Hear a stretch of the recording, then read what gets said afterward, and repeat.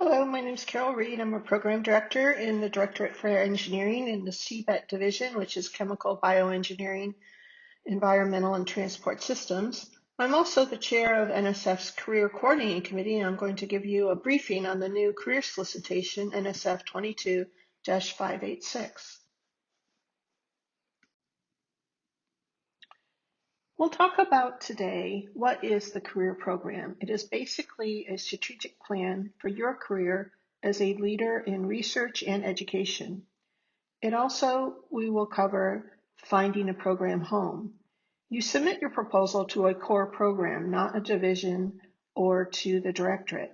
We'll talk about identifying a research topic and objective. We'll cover the review process and the review criteria and the process particularly carried out in the engineering directorate, and then we'll have a summary.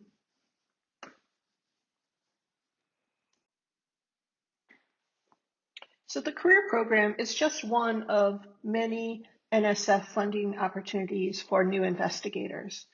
All NSF programs support new investigators as part of the core or regular research competitions. And more than a third of research proposals submitted to NSF are from new, meaning not previously funded NSF investigators. And approximately 20% of the research proposals from new investigators are submitted to the career program. So the career program is not your only opportunity to seek funding from NSF.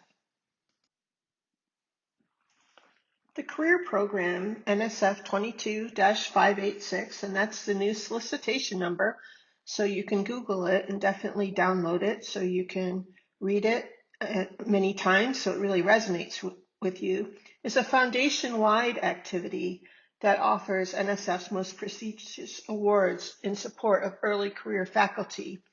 And it has really these two pillars: to identify individuals to serve as academic role models in both research and education, and to lead advances in the mission of their department or organization.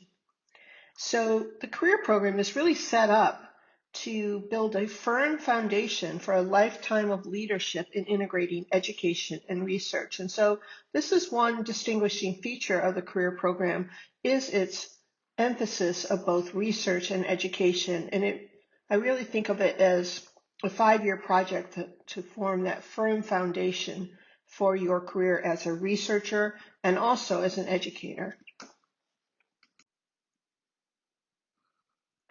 Here on this slide, we have some general info. You'll definitely want to read the solicitation. Again, the new solicitation number is 22-586. Career proposals are 5 years in length, and your proposal must be compliant with the current PAPPG guide, which is 20-22-1. Your eligibility is your status as of the submission date. And so read the eligibility criteria, and it's your status as of the submission date. And strictly speaking, your institution certifies that you meet the eligibility criteria as of the submission date in terms of eligibility. NSF strictly doesn't determine eligibility. The due date this year is July 27th, 2022. It's a Wednesday at 5 p.m. local time. And again, this is Wednesday, not Monday. This is one change of the solicitation. This slide summarizes the revisions that were made in the current version of the career solicitation 22-586. The deadline has been changed to the fourth Wednesday in July at 5 o'clock local time, so this year it's July 27th. We clarified that the department chair letter should not be a letter support. We made some changes in the P-case language of the solicitation and included a new single copy document, which is voluntary, for PIs to include that states their eligibility for P-case. And the last main change is that career submission will be through research.gov or grants.gov. FastLane will no longer be available starting in this cycle in July 2022.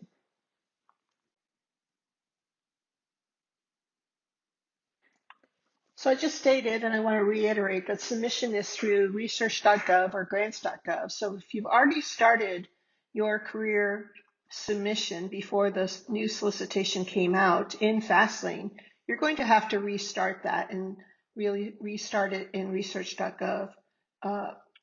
We're going to have a logistics webinar coming up on May 26th from 2 to 3:30 Eastern. So check out our web page on Career for sign up to that webinar, which will be covering how to submit your proposal primarily through research.gov. And you can also submit questions on the logistics of this to this email. We get many questions about investigator eligibility. And so first I'll cover the criteria, which is to hold a doctoral degree by the proposal deadline, be untenured and employed at least a 50% tenure track or tenure track equivalent assistant professor or equivalent at an eligible institution as of the annual deadline. And your position must have both research and educational responsibilities. You have not previously received a NSF Career Award, and you have not had more than 2 career proposals reviewed previously. And again, your eligibility is certified in the departmental letter. So NSF does not determine your eligibility. It's really through the departmental letter that the institution is certifying that you meet the criteria. In the solicitation 22-586 in the eligibility criteria, it also talks about non-tenure track faculty. So any non-tenure track faculty is potentially eligible. Adjunct faculty are not eligible.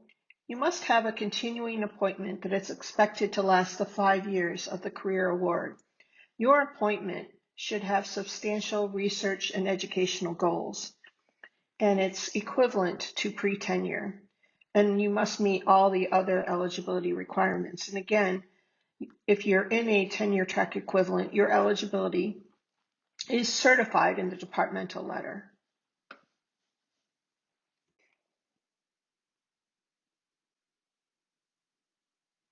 As program directors, we're occasionally asked by PIs about submitting a career versus a regular or an unsolicited proposal. And in the end, it's your decision.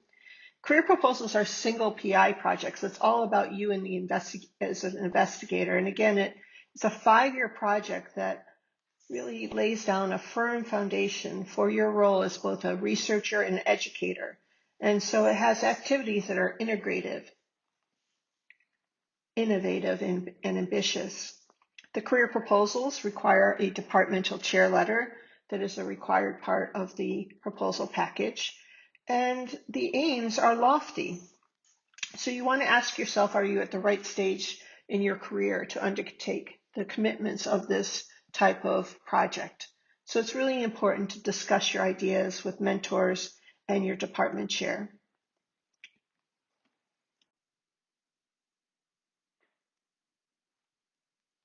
So on this slide, I kind of outline the ingredients to a career proposal. And again, it's always important to read the solicitation 22-586 because it has some compelling descriptions of some of the intent of the career proposal, such as the integration of education and research.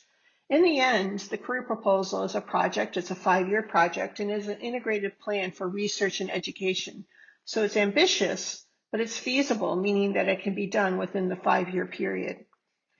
The proposal provides a compelling argument that this project will achieve this effective integration and synergy between research and education activities. It has a departmental letter that demonstrates the commitment to the career development of the investigator and the eligibility of the investigator. Depending upon how you structure your project, you may have unfunded collaborators or senior personnel, and you then have letters of collaboration, which are when appropriate. And the scope should be consistent with the budget. So the budget is consistent with the scope of the research and education activities of the project. In this slide, we give you some guidance on career budgets for engineering core programs.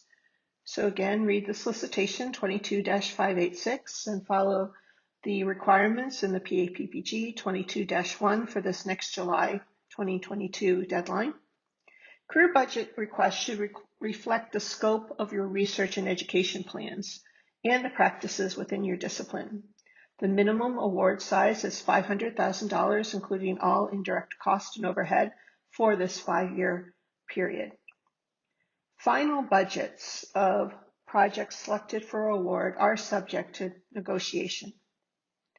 You should consider sufficient funds for support for you as the PI and for a graduate student.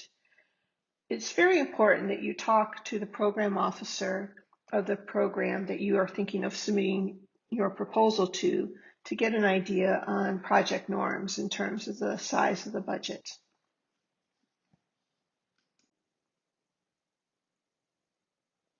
In this slide, we talk about career personnel and budgets a little more. Again, the career project is all about you as a PI, so there are no co-PIs on the cover sheet. They're not allowed. However, you can request support for other senior personnel, consultants, or sub-awards. It's very important that these pieces have a limited role in the project in terms of its intellectual merit and broader impacts. International activities are encouraged. Programs may support buyout of academic year time for teaching intensive institutions, and programs may or may not prefer to make awards with a budget close to the anticipated minimum size. So it's always a good idea to check with your program director of the program that you're thinking of submitting to get an understanding of the typical norms of the types of budgets that are typically submitted to that particular program.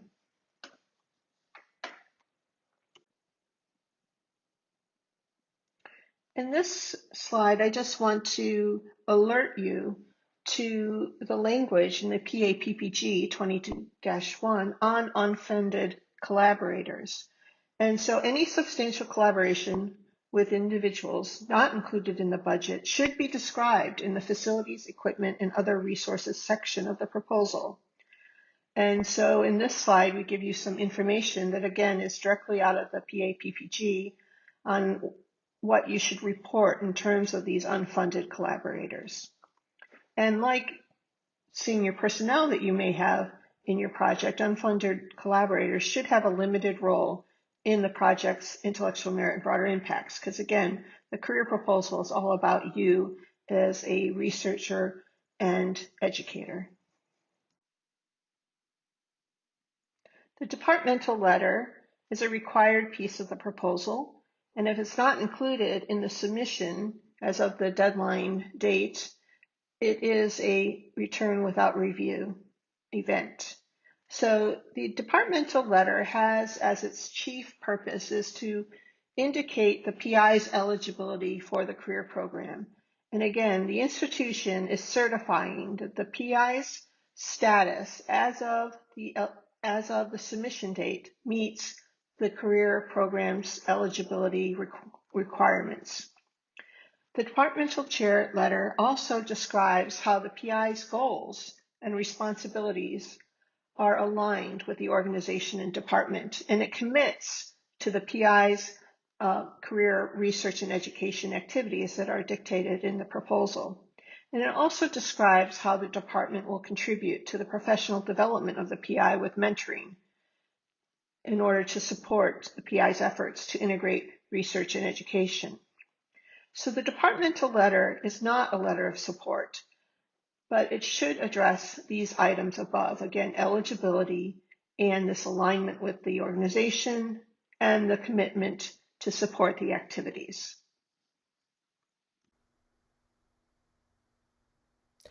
I would now like to shift into talking about themes that help support your decision on program fit or your program home, and one of which is your strategic plan. And it has really 3 parts: where you are today, where you want to be in the near future, and how do you get there.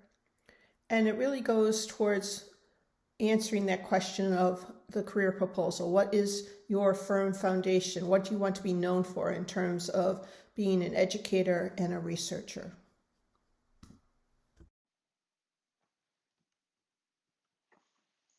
So your strategic plan and the proposal that comes out of it should really build on your strengths. It's important to just differentiate your research from your PhD thesis work or other sponsored work.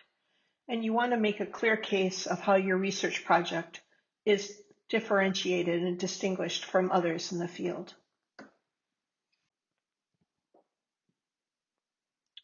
So your career proposal, which again has two pillars of forming this firm foundation for your role as both an educator and a researcher, should really advance you along your strategic plan, and it should be compatible with your institution's goals and provide a compelling case on how it provides a contribution to society at large.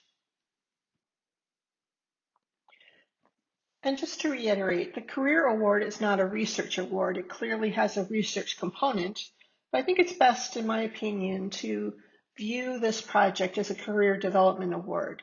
And your proposal should reflect this focus of providing a firm foundation of activities that really support your development as a leading researcher and educator, and have a scope that is doable within the 5-year period, but does support this integration of education and research.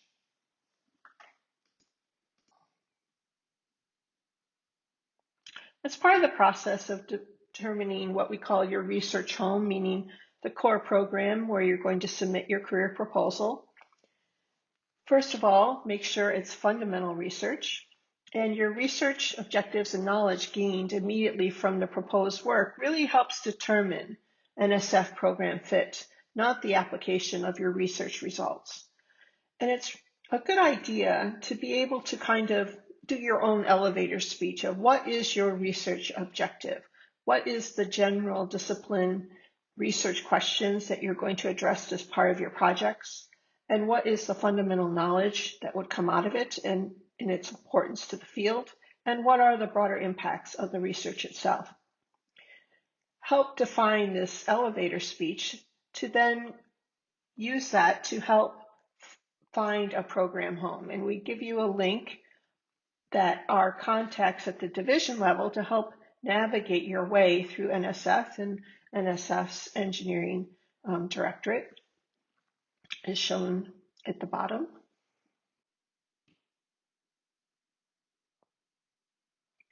Unlike many mission agencies, the National Science Foundation is really organized around discipline research topics. And so we have all the directorates of NSF, and I'm going to focus mainly on the directorate for engineering. We have 4 main divisions in engineering that participate in the career program: Engineering Education and Centers, EEC; Civil, Mechanical, and Manufacturing Innovation, CMMI; Chemical, Bioengineering, Environmental and Transport Systems, CBET; and Electrical, Communications, and Cyber Systems, ECCS. And one theme is NSF, like many agencies of the federal government, has lots of acronyms, and we'll try to simplify them as much as we can. So again, you submit to a core program, a program description, not to a division and not to a directorate. And so it requires some legwork to kind of look at the NSF website, check out all the research programs, and each core program would have a research program description, which indicates in general the research topics that they support. At the bottom of every program description, there's a search that you can search for recent awards, and you can also obtain abstracts and workshop reports. And if you're not sure, again, we give this link again on how to navigate NSF with our career contacts. But in the end, it does take legwork to really figure out what is the most appropriate program home for your career proposals. Now, I want to emphasize that the career proposal is not everything that you do in the lab. It is a 5-year project. So your research in your lab could cover probably more than one program at NSF, but unfortunately, you can only submit to one program in a given cycle for career. And so that's why it might take some navigation of really understanding of what is the most appropriate program to submit to, especially if your research is interdisciplinary or covers more than one program. On the main NSF website, we do have an award search term that you can use, and this is helpful to search perhaps recent awards by keyword or investigator. This helps support your decision on what is the most appropriate program to submit to. And when you do the searches, you can, for a given grant, you'll get the information of, who sponsored it and the programs and the investigator. And you can also get the abstract of the proposal. Sometimes we're asked for proposals. NSF does not give out proposals, but you can look at the award abstracts, and that might also aid in your decision on what is the most appropriate program to submit your career proposal to.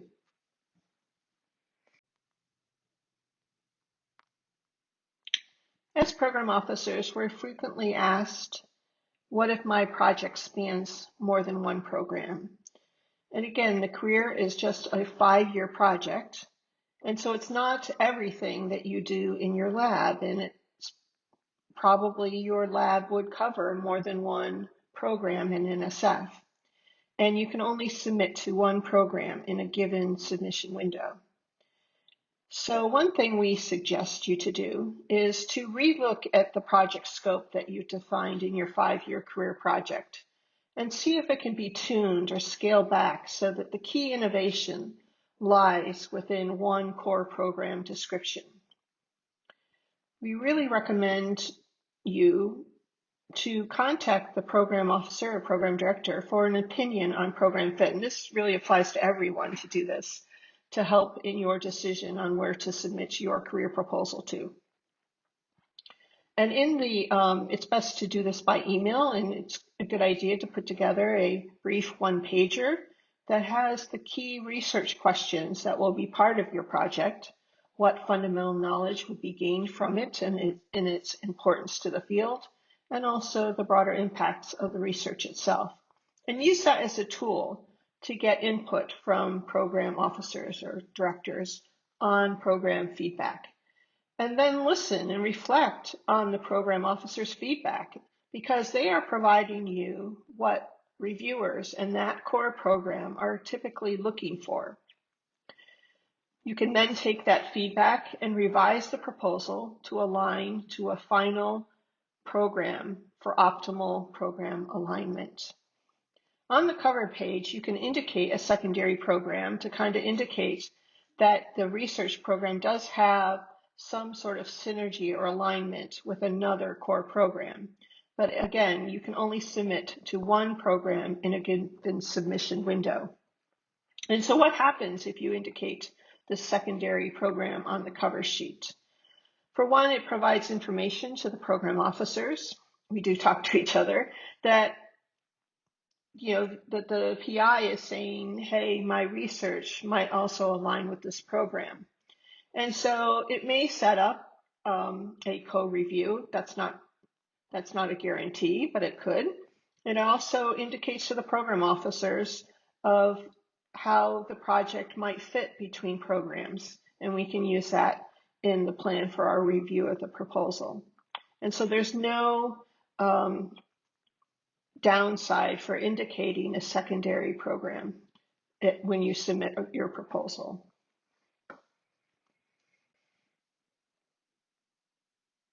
We encourage you all to contact program directors of the programs where you think your research aligns to. We do work for you, and we are a resource for you.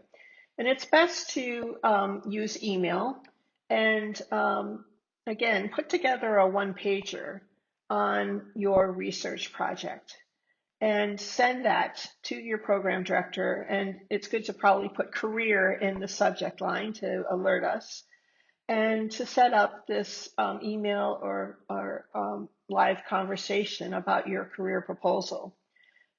Program directors can confirm their opinion of program fit to the core program, given what you've given them. They can explain the review environment for the proposal and give advice on common proposal preparation. And they can help you understand the review of a previous proposal if your proposal has been declined, and point you to resources to write a better proposal next time, and general guidance on good proposal writing. And so we are a resource for you. So when you set up a meeting with a program director, some questions we'd appreciate you not ask are, for example, will you fund my research? And if NSF is interested in the topic, and what hypothesis should I use, or what topics should I work on, and the funding rate, and of course, reviewing the actual proposal. And so these aren't really helpful questions, but again, really understanding the review environment, maybe help in interpreting some comments that you've gotten in the review or in panel summaries, and typically, what has been coming in, general trends. These are some things we can talk to you about as program officers. I now want to transition into the third and last theme of this presentation of the review portion, and some review considerations, particularly for the career proposal. And so the career proposal, like all proposals at NSF, are reviewed for its intellectual merit, which is the potential to advance knowledge in the field of science and engineering, and the broader impacts focus on the benefit to society and achievement of desired societal outcomes. One distinguishing feature of the career proposal, again, is this dual pillars, this integration of education and research, and how it describes really this reciprocal relationship, meaning that the research enriches your role as an educator, and your role as an educator really enriches your research program, and how it forms a firm foundation for your career as both an educator and researcher.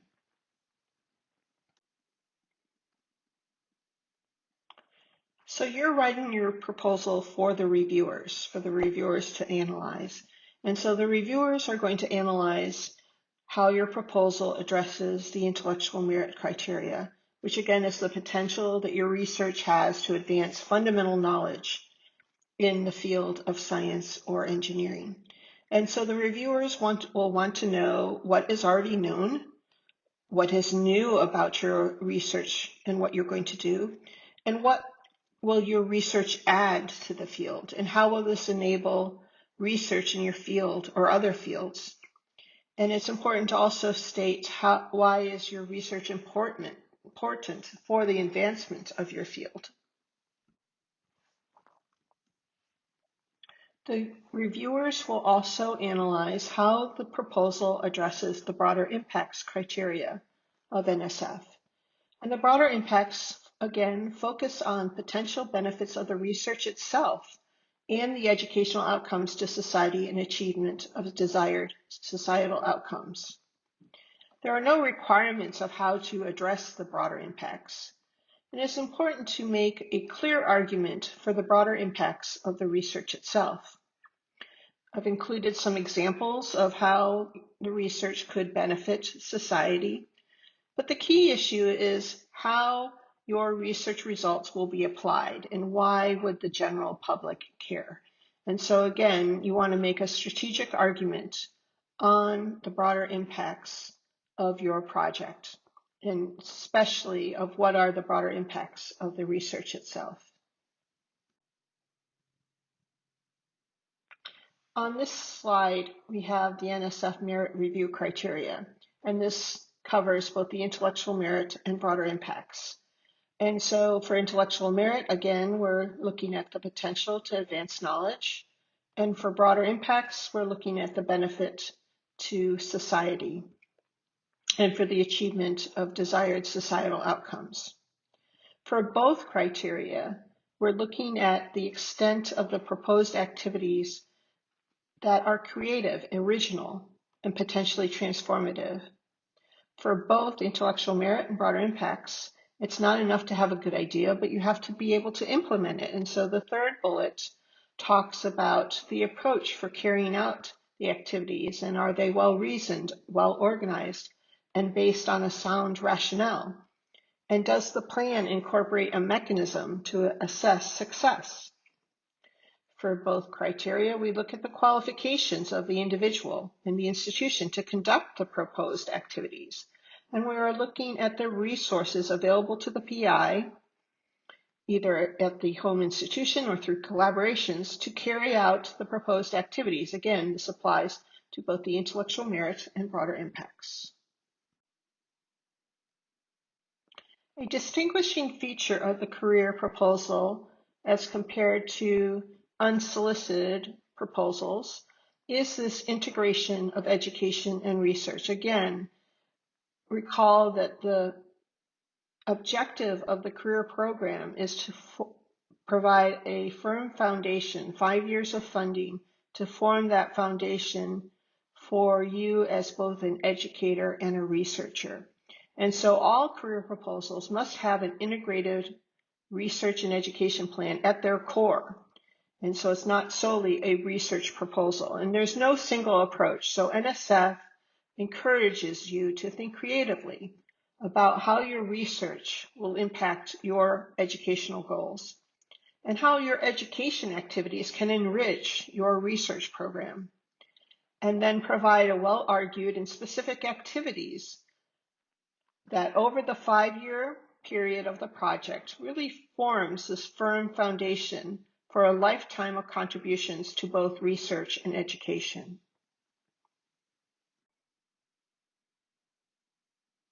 For this integration of research and education, we really encourage you to think creatively about this reciprocal relationship between your research program and your role as an educator, and how they might inform each other and enrich each other in your career development. And your plan should reflect your own disciplinary and educational interests and goals, as well as the needs of your department and organization. And there's different expectations within different disciplinary fields. And so a wide range of activities may be appropriate for your career proposal. And we definitely encourage you to read the solicitation 22-586 because it does have a number of thought-provoking examples on this particular feature of the career program of this integration of education and research. This is also a subject you might want to talk to your program director of the program that you're thinking of submitting to, of the typical norms of integration of education and research within their particular discipline field. In the end, you want to propose something that's doable within the 5-year period of the project and that you have passion for, because this is something you're going to have to do for this long project, a 5-year project. So you definitely want to be proposing activities or content that you're passionate about, because that will show from, across the page to the reviewers.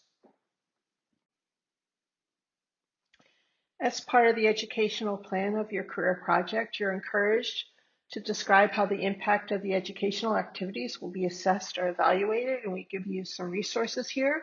And it's very appropriate to leverage institutional programs that may have this capability as part of your career project, so you're not reinventing the wheel. It's definitely appropriate to leverage other resources to provide this assessment and evaluation. Now I want to spend a little bit of time talking about the review environment and the career proposal review process that is used in engineering. The Directorate for Engineering has dedicated career review panels, meaning that most career proposals are reviewed in a panel, and that panel just contains career proposals. Typically, 4 reviews are submitted before the panel, and all proposals are discussed by the panel. And so you will receive all the individual reviews and a panel summary after the review. The panelists are senior academic researchers with specific and broad expertise in combination to fit all the topics of proposals that are in that panel. There are no quotas for number of awards for a given program and no threshold in terms of mean rating. And so it's very important to understand the review environment of the program that you're submitting to, because that's your audience. And so this is an appropriate subject to talk with your program director of the program that you're submitting to kind of understand in general the type of review environment that your proposal will have. So typically, career panels are more heterogeneous in topics compared to an unsolicited proposal. And so in terms of your proposal, your audience is the experts in the room in your particular subject area, but also other experts in other areas of the program as well. And so it has kind of these two aspects of audience, one who's an expert and one who's also expert in another topic that might be in that research program. And so your program director can then kind of talk about the typical review environment that your proposal will be subjected to, because this is important, because this is your audience. You're not talking to the program director, you're talking to the reviewers and how your proposal meets the intellectual merit broader impacts in the integration of education and research. So as part of the wrap up, I want to just review some take-home basics. The audience of your proposal will be the reviewers. So you're talking to the reviewers, and the reviewers want to know what is it about your proposal? What is your research objective? How are you going to do it? That's the approach. Can you do it? That's you and your facilities and your expertise. And then is it worth doing in terms of its broader impact and intellectual merit? They'll also want to see how this effort will provide a firm foundation for your career plans. And this is the integration of education and research. And so these are the key messages that your proposal needs to convey to the reviewers.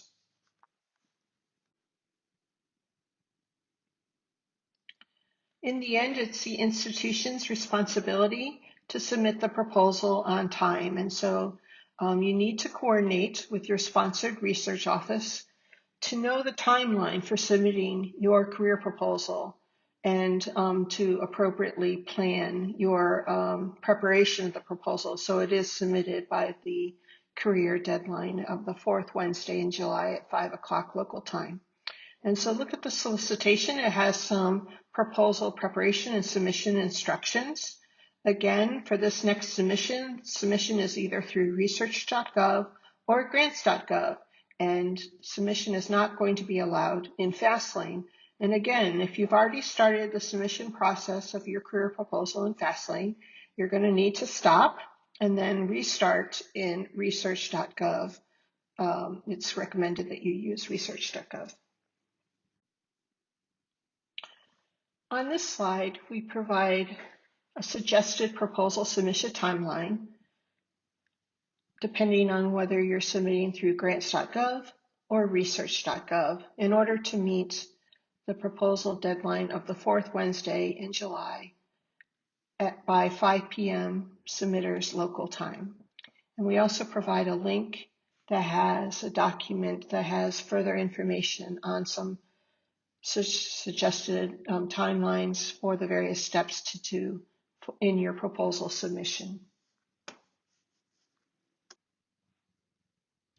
We encourage you to contact program directors.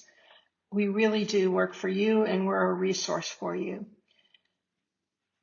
It's best to contact a program director by email, and it's really helpful to provide a one-page summary that has the key research questions, the fundamental knowledge that your research would result, and the broader impacts and the importance to the field of that research as a tool to facilitate this conversation on program fit with program directors. And in this conversation, again, the program can give their opinion on program fit for the research questions that you have put forward as part of your career proposal. They can give you advice on common proposal preparation errors and help you understand the review of a previous declined proposal and point you to resources. And they can also discuss, again, what the typical review environment is, because again, this is the audience for your proposal. And it's best, again, to use email. And in this season, it might be more useful to put career in the subject line of the email. And if you don't hear from a program director, it's okay to, in a couple of days to kind of gently ping them. We are looking for your emails. We're getting a lot of emails now from investigators on looking at their one-pagers for program fit. So if you don't hear from us in a period, don't be shy. Just kind of ping us again, and we're getting through them as quickly as we can to kind of give us our opinion on program fit and other questions you have on your career proposal.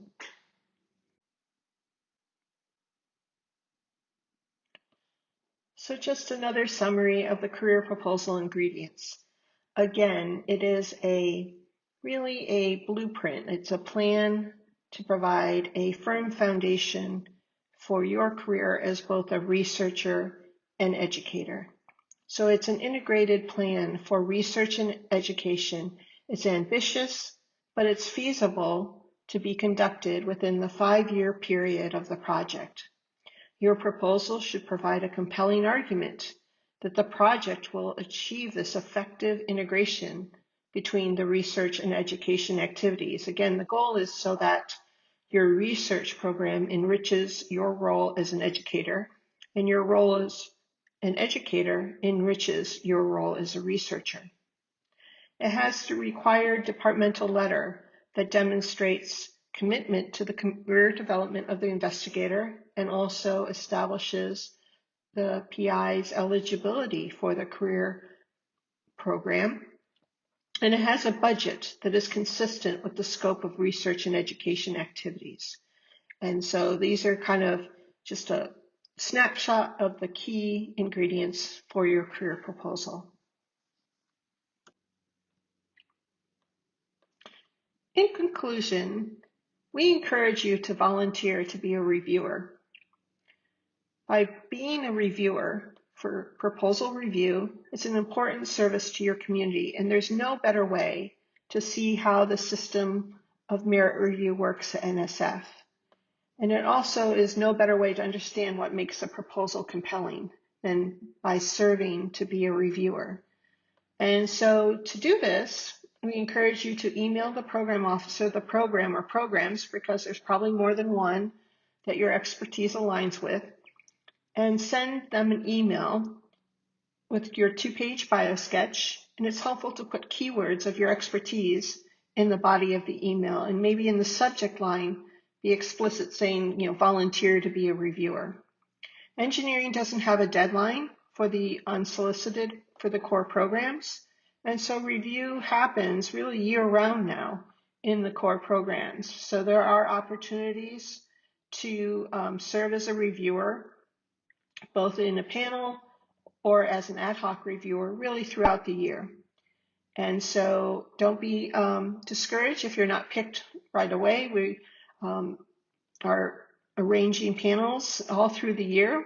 And so just kind of, if you haven't been picked, it's okay to kind of also ping your PD again to kind of remind them that you are a resource that you want to volunteer to be a reviewer.